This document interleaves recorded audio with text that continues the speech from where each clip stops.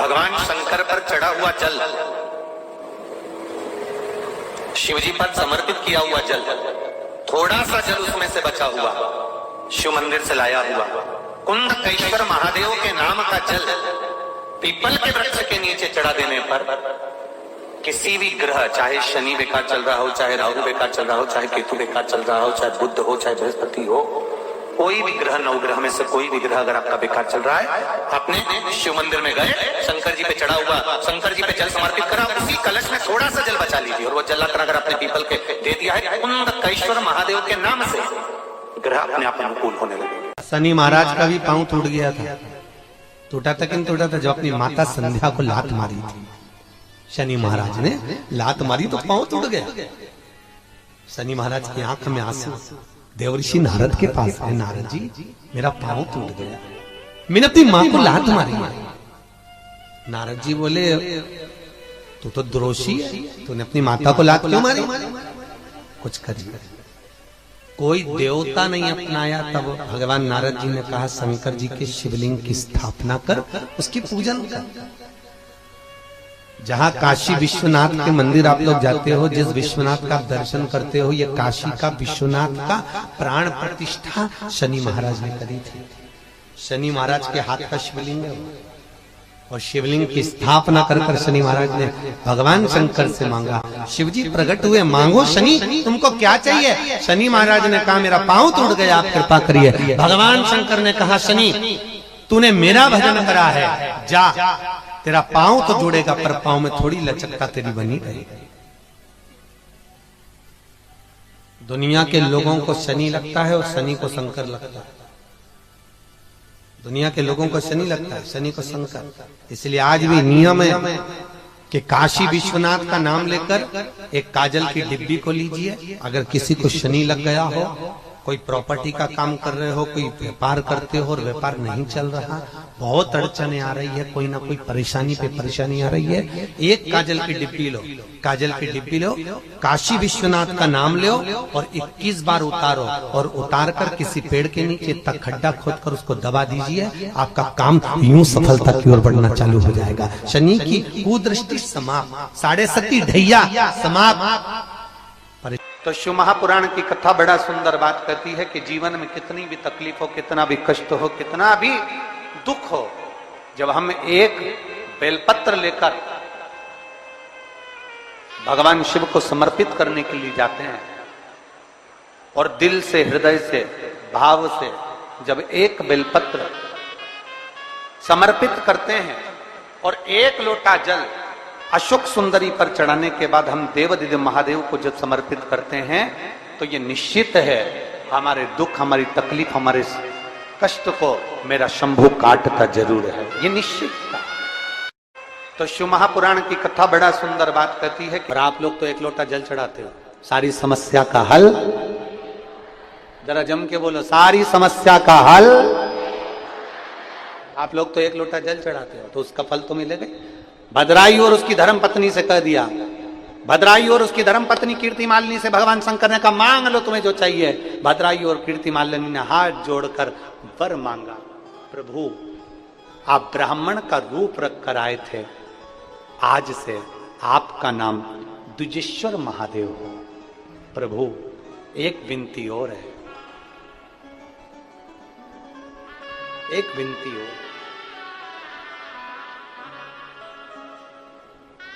आप हमारी परीक्षा लिए और उस परीक्षा में हमको पास कर दिया। मान लो अगर कोई भूलवश भी एक लोटा जल लेकर शिवालय में आ जाए और द्विजेश्वर महादेव का नाम लेकर अगर जल चढ़ाए तो उसको जिंदगी में कहीं अटकाना नहीं, उसको भी पास कर ही दे। परीक्षा परिवार की हो, परीक्षा घर की हो, परीक्षा समस्या की हो, परीक्षा कोई भी हो, अगर द्विजेश्वर महादेव का नाम लेकर एक लोटा जल जो देवादिदेव महादेव को समर्पित करता है, जिंदगी में कितना भी भारी दुख चल रहा है, आप 5 या 7 दिन रेगुलर लगातार प्रैक्टिकल करना चालू करो, भले आज से चालू कर दो। अगर बहुत भारी तकलीफ है, बहुत भारी दुख है, सामने खड़ा है कि ये तकलीफ बहुत भारी है, मिटी नहीं रही, आज से प्रैक्टिकल करना चालू करो। द्विजेश्वर महादेव का नाम लो, एक लोटा जल लो, शंकर भगवान को समझना जरा अच्छे से। जैसे ये शिवलिंग, ये जलाधारी, ये जलाधारी का भाग, द्विजेश्वर महादेव का नाम लेकर जो जल चढ़ाया जाता है वो यहां से चालू होता है, जहां से पानी बहकर नीचे जाता है ना, जहां से पानी बहकर नीचे जाता है तो यहां से जल चढ़ाना प्रारंभ होता है द्विजेश्वर महादेव का। द्विजेश्वर महादेव का जल यहां से चढ़ाते चढ़ाते चारों तरफ घुमाते हुए वापिस जलाधारी पर आता है, जहां से जल अपन बह रहा है उधर, फिर वापिस आता है और सामने जहां तुम खड़े हो, चाहे इधर खड़े हो, चाहे इधर खड़े हो, चाहे इधर खड़े हो, वो जल वापिस आकर फिर इसी तरह से धार पड़ती पड़ती शंकर के शिवलिंग पर जाती है और द्विजेश्वर महादेव से प्रार्थना करी जाती है। तो कैसी भी दुख की घड़ी हो, वो दुख की घड़ी टल ही जाती है, वो द्विजेश्वर महादेव। एक बार सभी लोग नाम का उच्चारण करेंगे, बोल द्विजेश्वर महादेव की। द्विजेश्वर महादेव के नाम का उच्चारण एक बार आप करिए, बोलो नाम द्विजेश्वर महादेव। अगर नाम समझ में नहीं आए तो शिव महापुराण की पोथी उठाना, गीता प्रेस गोरखपुर की शिव पुराण लेना, उसमें द्विजेश्वर महादेव की पूरी कथा मिल जाएगी। द्विजेश्वर महादेव के नाम का उच्चारण कर, भगवान शिव का एक अवतार द्विजेश्वर महादेव। द्विजेश्वर जिस समय दुख की घड़ी चल रही हो, तकलीफ की घड़ी चल रही हो, कष्ट की घड़ी चल रही हो, बहुत तकलीफ हो जीवन में चल रही हो, बहुत तकलीफ जब जिंदगी में चल रही हो, उस समय पर 2 बेलपत्र और 2 पुष्प,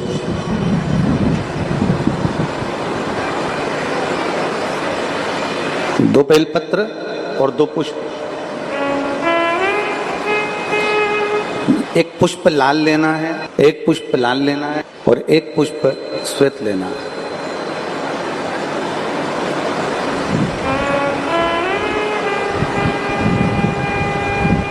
जो लाल पुष्प वाला बेलपत्र है उसको अशोक सुंदरी वाली जगह पर समर्पित करना है।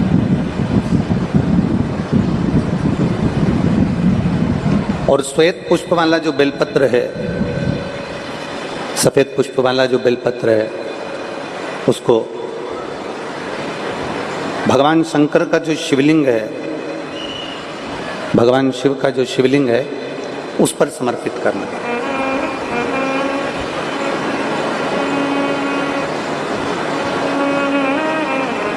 एक जो लाल बेलपत्र, लाल पुष्प का जो बेलपत्र है, लाल पुष्प वाला जो बेलपत्र है,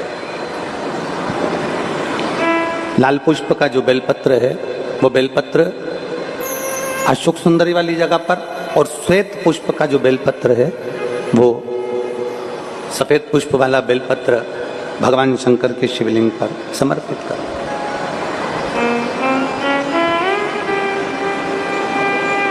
अपने दिल की कामना अपने मन से बाबा से प्रार्थना करो, अपने हृदय से भगवान शिव को कहो और दिल से देवादिदेव महादेव को कह कर आओ, दिल से, हृदय से।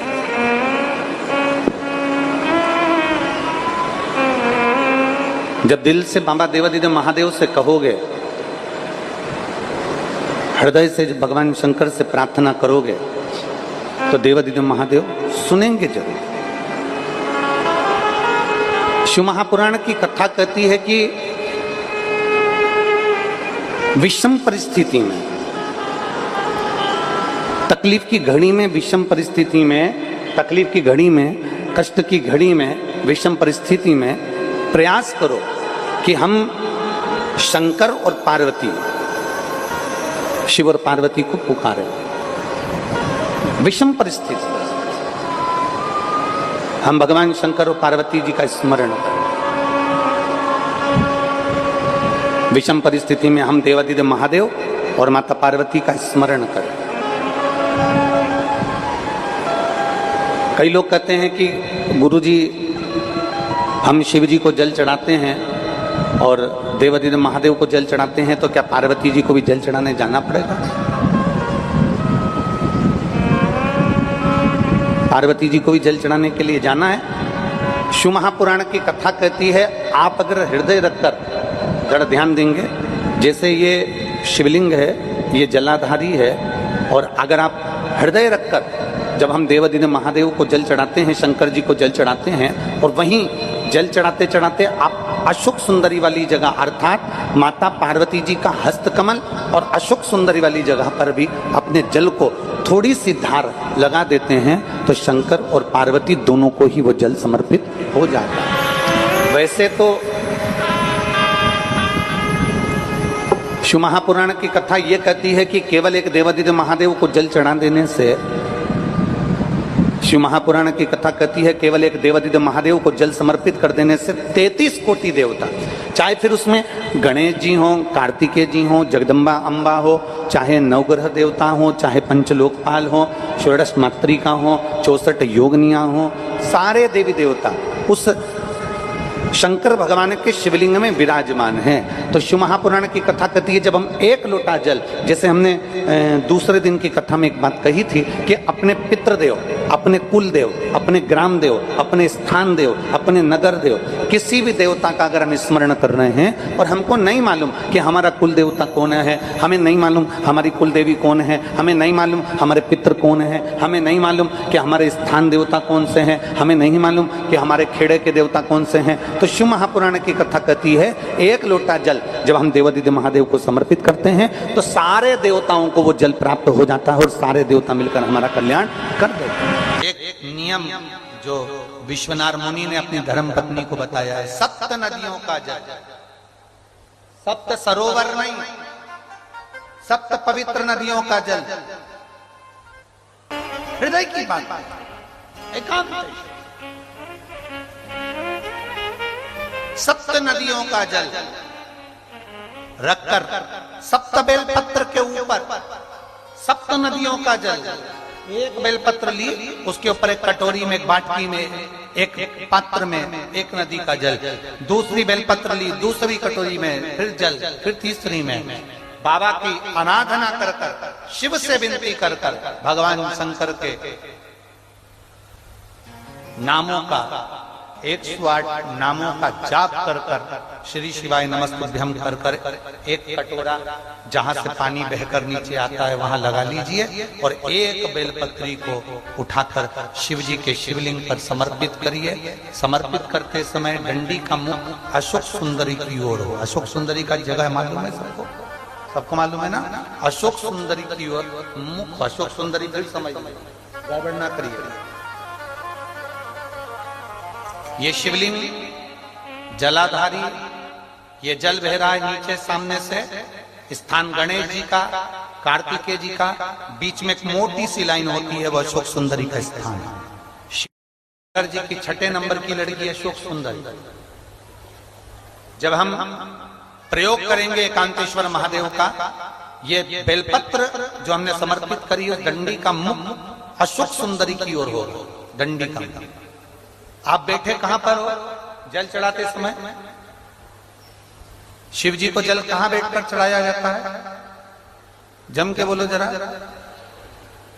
जहां से जल बहकर जा रहा है इसके ठीक विपरीत की ओर, ठीक विपरीत की ओर।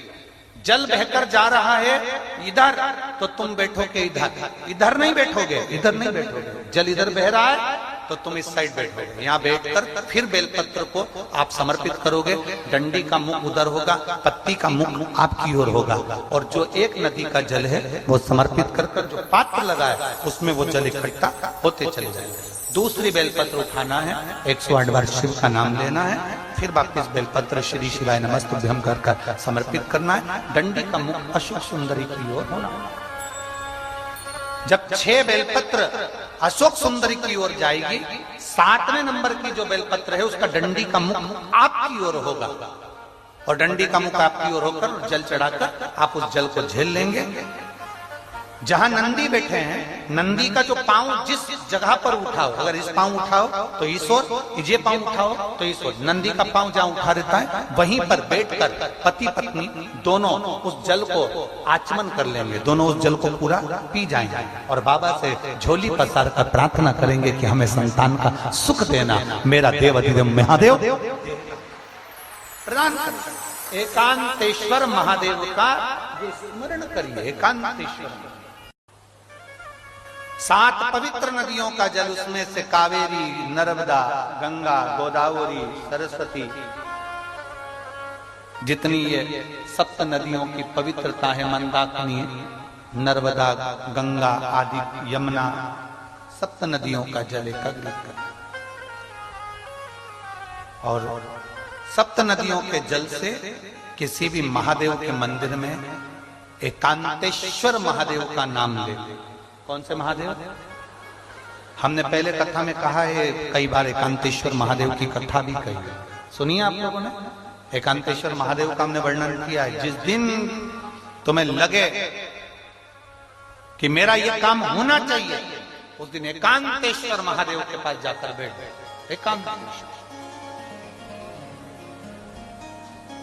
एकांतेश्वर महादेव मतलब बाहर मिलेंगे। ये लोग कहते हैं कि यहाँ नर्मदेश्वर महादेव है, कल हम गए थे दर्शन करने के लिए। इनका कहना है कि ये नर्मदेश्वर महादेव है, पर हमारा जो स्पर्श मात्र से हम जो समझते हैं, हमने ये जाना है कि ये जो धरा है, ये जो भूमि है तारा बाबा की जो कुटिया है, ये शहर से दूर होना चाहिए। अर्थात पहले यहाँ शहर नहीं थी, ये एकांत में थे। एकांत में थी तो यहाँ जो तारा बाबा आराधना करते थे शंकर की, वो शंकर साधारण नहीं होगा, वो एकांतेश्वर महादेव ही कहलाया। एकांत, एकदम एकांत। इनका कहना है नर्मदेश्वर है, वो नर्मदा का शिवलिंग है। शिवलिंग कहीं का भी हो सकता है, पर उसकी एकांतता देखी जाती है, एकदम मौन स्थिर, साथ बैठे, जहां केवल शिव के सिवा कुछ भी नहीं, शंकर के सिवा कुछ।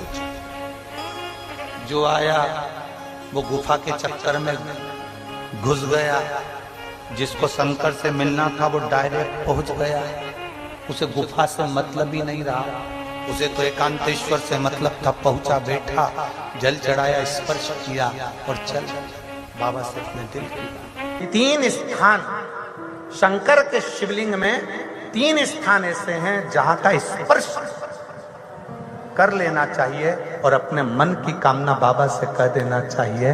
तो कहते हैं वो नारी को जिंदगी में कभी दुख नहीं झेलना पड़ता है। 3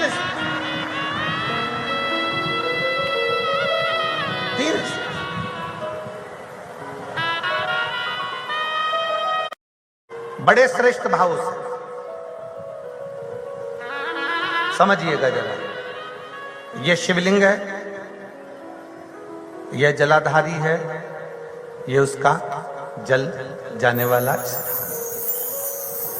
इधर कार्तिकेय, गणेश कार्तिकेय का स्थान, बीच में अशोक सुंदरी का स्थान, ये माता पार्वती जी का हस्त कमल, ये भगवान शंकर का शिवलिंग। शिवलिंग के ऊपर जो एक एक बूंद पानी टपकता है कलश में से, वो शंकर जी की 5 लड़कियां, जया, विषहरा, शामली बाली, दौतली, देव। 3 स्थान मेरी जीजियों के लिए, मेरी बेटियों के लिए, मेरी माताओं के लिए। पहला, भगवान शंकर का जल जहां से गिरता है उस स्थान पर अपने हस्त कमल को लगाना।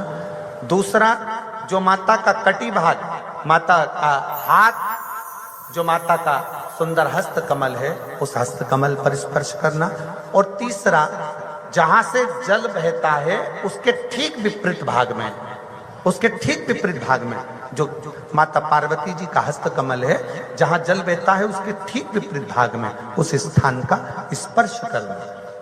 अगर ये 3 स्थान ऐसे हैं, आप माता के, आप शिव जी के मंदिर में जा रहे हैं, भगवान शंकर के मंदिर में जाकर जल चढ़ा रहे हैं, शिव की अर्चना कर रहे हैं, तो 3 स्थान पर मात्र स्पर्श मात्र कर लेने पर, अपनी कामना कह देने पर स्त्री को कभी जिंदगी में दुख नहीं झेलना पड़ता। और कितना भी, फिर एक प्रैक्टिकल, फिर एक प्रयास करो।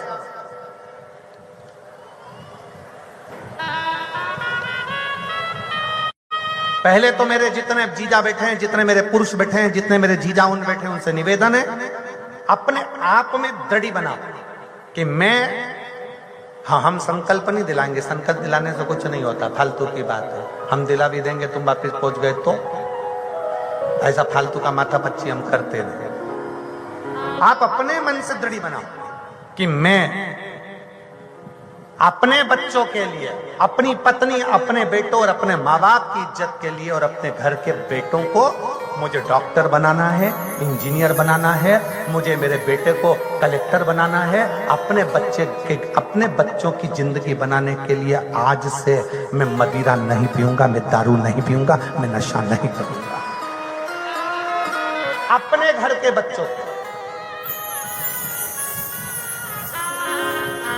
अपने घर एक संकल्प अपने भीतर आप स्वयं लीजिए। हम नहीं दिलाएंगे, हम ये फालतू काम, क्योंकि हमें मालूम है हम संकल्प दिला देंगे, तुम नहीं छोड़े तो बद्दुआ हमें लगे, का मतलब फालतू। में अगर किसी का तलाक हो रहा है, छूट रहा है, संबंध खत्म हो रहा है, तो आज भी महाराज श्री हरि और हर, इन दोनों का संध्या कर कर, यदि नंदी से लेकर भगवान शंकर के शिवलिंग तक, नंदी से लेकर भगवान शंकर के शिवलिंग तक एक मौली, जो लाल पीला धागा होता है ना, जिसको हाथ में बांधते हैं पूजन के टाइम पर, तो वो लच्छा, वो नाड़ा, वो मौली जो है, वो जो बांधने वाला है, नंदी का जो एक चरण खड़ा हुआ है, बाकी का चरण एक आगे का नीचे दबा हुआ है, पीछे का चरण भी दबा है, पर एक नंदी का चरण ऊपर है। उस चरण से लेकर भगवान शंकर के शिवलिंग तक एक सूत्र को बांधा जाए, और उस सूत्र को